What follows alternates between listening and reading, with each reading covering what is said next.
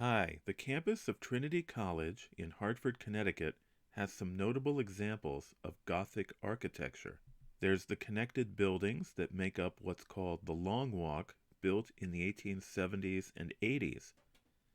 There's also the Trinity College Chapel, completed in 1932. But there were also a number of interesting Gothic Revival style buildings that were built in the 19th century and no longer survive.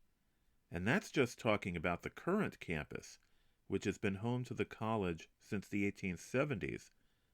Before that, Trinity was located in downtown Hartford on a Greek Revival-style campus that was torn down to make way for the current state capitol building.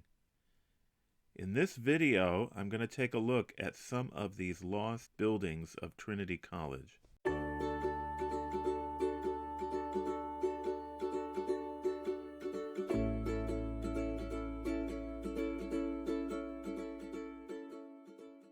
Trinity was originally called Washington College. The name was changed to Trinity in 1845. Construction on its first campus on a 14-acre site adjacent to what would become Bushnell Park started in 1824, and the first two buildings were completed the following year. Both buildings faced east, with architecture of the Greek Ionic order. Greek Revival architecture was very popular at the time throughout the United States for both public and institutional buildings as well as private homes. The building on the north was originally called the Chapel, and it did contain a chapel as well as lecture rooms, a library, and a museum. Its design has traditionally been attributed to Samuel F.B. Morse. To the south was a dormitory, originally called the College. It was designed by Solomon Willard.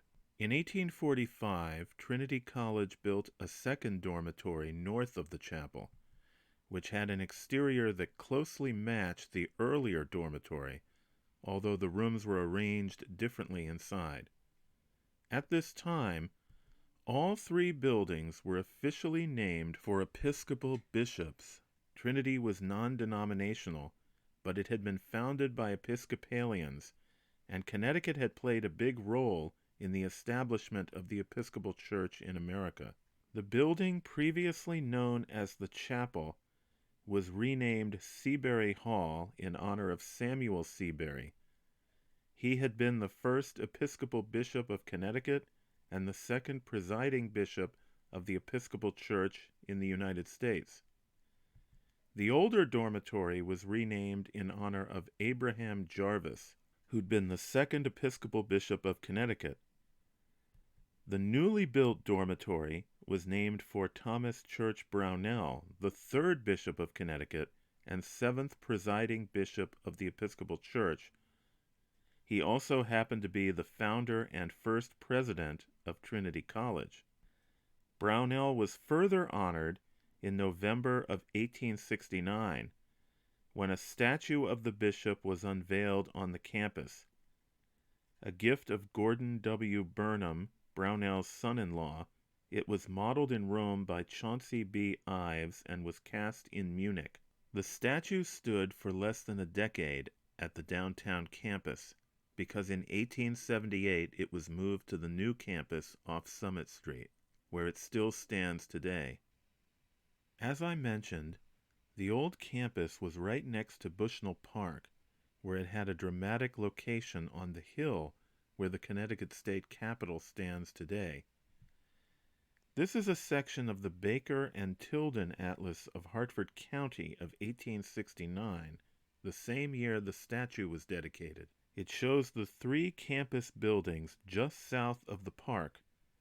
The college fronted on what is still called Trinity Street today.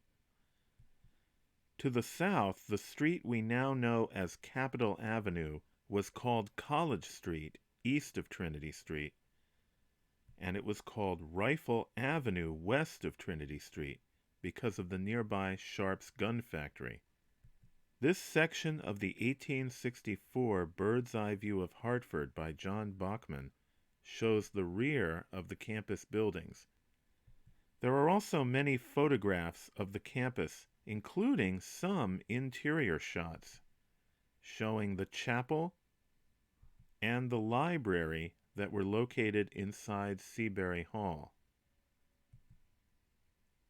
In 1872, the college accepted $600,000 from the city of Hartford for its old campus. The following year, the trustees purchased the new campus site for $300,000. The demolition of the old campus was completed in 1878, but the new campus would arise off Summit Street. There, the famous Gothic Revival style long walk, consisting of the new Seabury and Jarvis Halls, built in 1878, with the central Northam Towers, completed in 1883, would become a landmark. As I've mentioned in another video, the Long Walk was originally intended to be part of a much larger set of quadrangles, as envisaged by the English architect William Burgess.